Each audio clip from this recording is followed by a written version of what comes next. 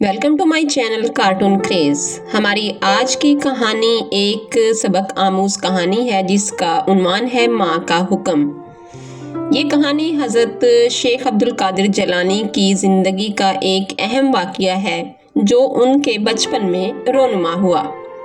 तो आइए सुनते हैं इस दिलचस्प कहानी को। एक दिन का जिक्र है कि अभी हज़रत शेख अब्दुल कादिर जलानी बचपन ही में थे कि उनकी वालिदा ने उन्हें बगदाद तालीम हासिल करने के लिए भेजने का फ़ैसला किया।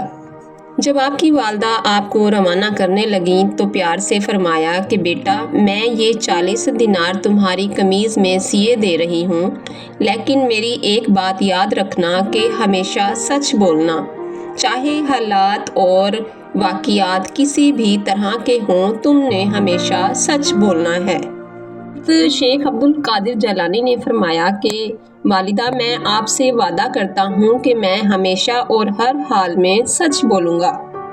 जब आप बगदाद के सफ़र पर रवाना थे तो कुछ ही दिनों के बाद रास्ते में जंगल के अंदर से गुजरते हुए छुपे हुए डाकुओं ने आपके काफ़िले पर हमला किया और मुसाफिरों से सामान लूटना शुरू कर दिया।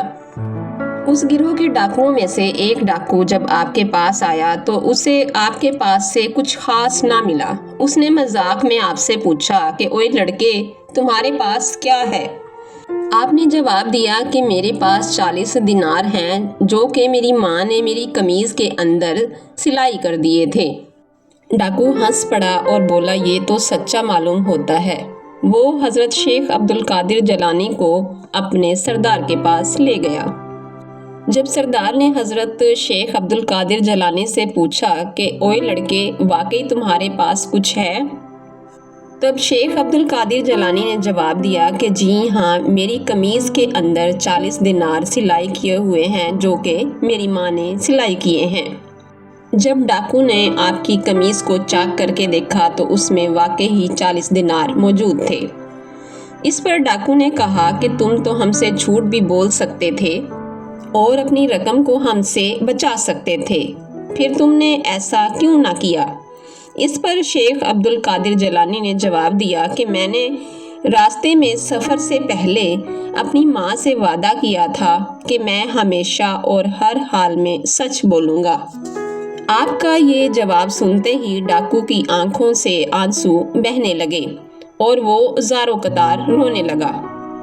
वो फौरन सजदे में गिर गया और अपने रब से माफ़िया मांगने लगा और कहने लगा कि अफसोस कि एक बच्चा अपनी माँ से किया हुआ वादा नहीं तोड़ता और मैं अपने अल्लाह से किया हुआ वादा हर रोज़ तोड़ता हूँ।